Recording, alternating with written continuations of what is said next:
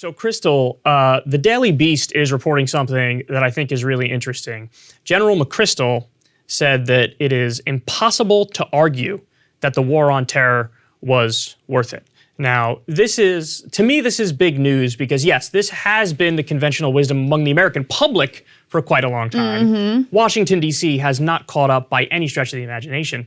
But really, I think the generals are actually the hardest nut to crack. And now you have McChrystal coming out saying, because usually the way it works is when all you have is a hammer, everything looks like a nail. This is the same thing that happened in Vietnam. You would have the generals go talk to Lyndon Johnson, just a little more time and a little more money, sir, and they would always say the same thing. Right. It's exactly what we were dealing with Afghanistan. That's exactly what we've been dealing with the war on terror. So to have a general come out and say this is actually, it's wild. Yeah, it is. Because also, I mean, this is very human too. When you invested a lot of your life in a particular effort, that's a hard thing to look at and be like, that was a waste of time and money and lives. You know, right. I mean, certainly McChrystal knows very personally men and women who died in Afghanistan. And to be able to say, with total clarity, none of this was worth it is a pretty profoundly important thing to hear from a top general. And I can't remember who it is that always tweets this around 9/11, but it's true and it couldn't be more sad. But this country and the world would have been better off if we literally did nothing after 9/11. And that's effectively what McChrystal is saying here. Yeah, well, now he does go on to say, well, it's impossible to say. Maybe if what we did was go in with totally overwhelming force, then it would have worked out. So he does give that classic, he says, it's impople to know, it's impossible to know, counterfactual, right? You can't, but maybe if we did the full takeover. Right. There's also a new book out that from a longtime reporter, foreign affairs reporter who covered closely all of our actions in the Middle East, that really makes the case, too, that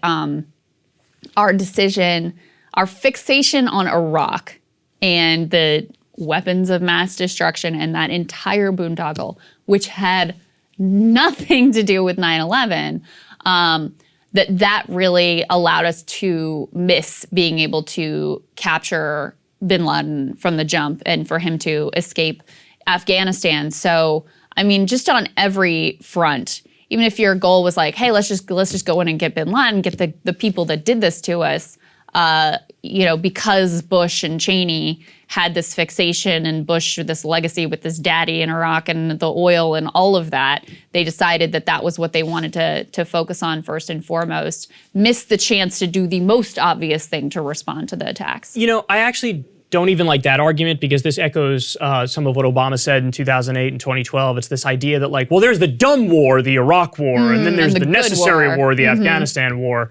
And I just don't buy it. And I think the fact of the matter is, we got bin Laden a long time ago, and you know what happened after we got bin Laden? Nobody waved the fucking banners and said, bring all the troops home. Yeah. In fact, we just moved the goalposts again. We were like, well, we got to stay in Afghanistan because the Taliban or something, which brings me to my next point here. You guys could throw this up on the screen.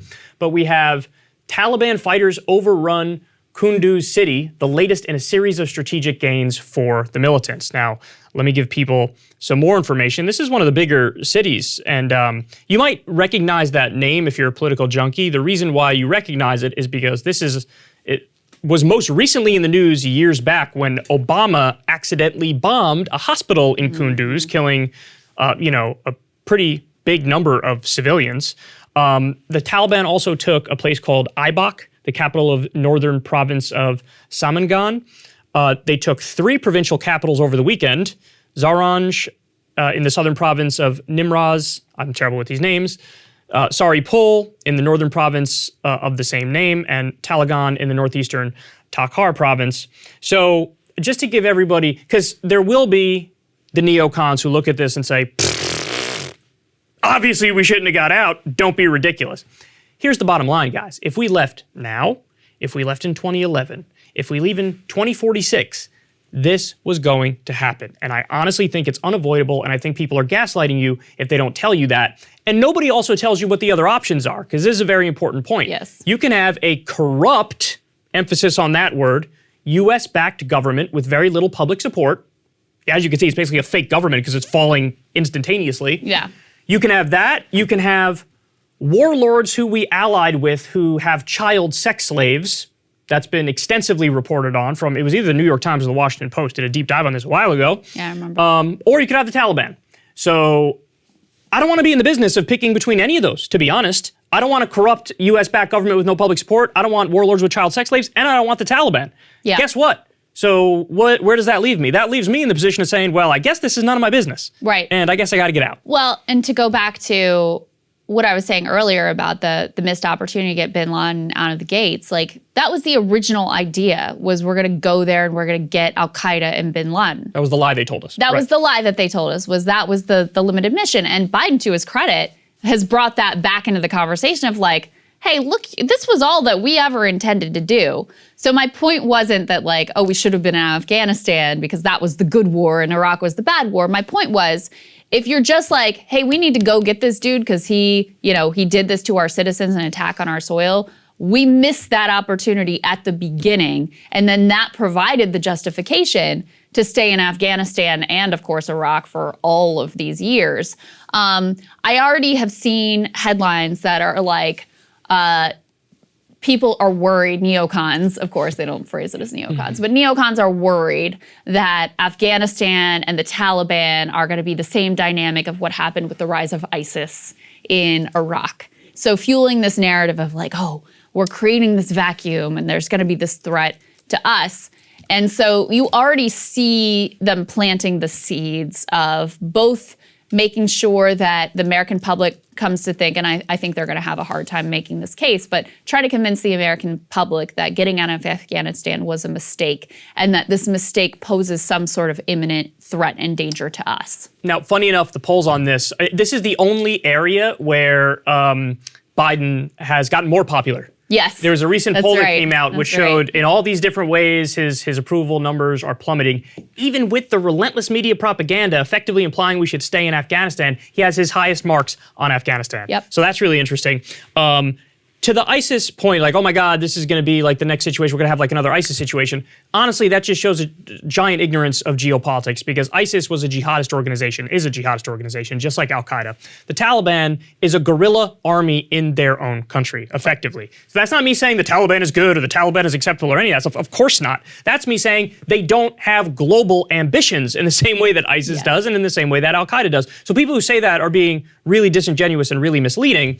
Also, to the point about Biden, there's two contradictory things on this. On the one hand, we actually are still bombing there, but I have the numbers. It was less than a dozen strikes over the weekend as the Taliban overran provincial capitals.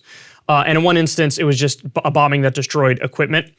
Now get this, the Afghanistan military is actually not even asking for support.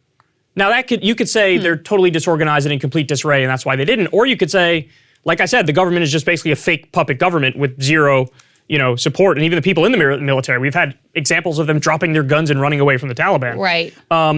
But also, yes, the Pentagon spokesperson was asked the question, well, what are you going to do to help the Afghan security forces? And the response, I actually love this. The response was, quote, not much. So that is sort of the Biden administration, even though they did carry out limited 6 bombings. This really is them saying, we're not, even if they overrun it, we're not doing anything. I don't know what the reality is on the number of bombings, though, because this article that we just had the tear sheet up on the screen about the Taliban victories and taking over these provincial capitals says that U.S. officials have acknowledged an increase in the use of American air power last month, but have since declined to comment on the number of American strikes in Afghanistan. So they stopped releasing strike data last year after signing an accord with the Taliban. So this is in the Daily Beast article that we referenced before with Krystal. That's what they say. They say that over the weekend it was 6 bombings. Or, less than a dozen strikes. So not half a dozen, less than a dozen strikes. Yeah. And then the final point I want to make is, the real reason that we're there matters. And when people, like in the media, they like to have this kabuki theater fake conversation of like, we are there to protect freedom and democracy, or we are there to protect the United States of America, or we're there to get Osama bin Laden or Saddam Hussein. Saddam's been dead for so long. Osama bin Laden's been dead for so long. Obviously, we're not protecting freedom or democracy. We're propping up puppet governments. Saudi Arabia is one of our top allies. They're an authoritarian theocracy. The idea we care about human rights is ridiculous. Yeah. So honestly, the real reason why we're there, and there's a number of them, but some of the reasons why we're there is war is very, very, very profitable. So the military-industrial complex lobbies the government, and then the government, it's I scratch your back, you scratch mine. Now we got all these weapons, we got all these tanks in the deserts, all these fighter jets. We sell them to other authoritarian regimes. So war is very, very profitable. And also natural resources. You know, like they have trillions of dollars of mineral wealth is in Afghanistan. And we want to make sure we have access to that. We don't want China to have access to that. We don't want Russia to have access to that. Right. We want access to that. So that's one thing. Opium is another thing. In the case of Iraq, oil production shot through the roof after we invaded. I mean, it's gross to say, but this is the fact of the matter. Yeah. And then also there's just standard geopolitics and the imperialism chessboard where it's like we really do want to make sure we have control of what we view as a vital region in the world because we want to keep China at bay and we want to keep Russia at bay. Yep. Well said. Thank you. All right, guys. Thank you very much for watching. Saagar's going to be back on Monday. Enjoy the weekend. We'll see you soon. Hey, guys. Thanks so much for watching. That's right. Just as a reminder, you can become a premium subscriber today. Watch the full show completely uncut. Our reactions to each other's monologues. You get to listen to it. You get to ask us questions. All that good stuff. Link is right there in the description or at breakingpoints.com. Best of all, great way to say screw you to the mainstream media.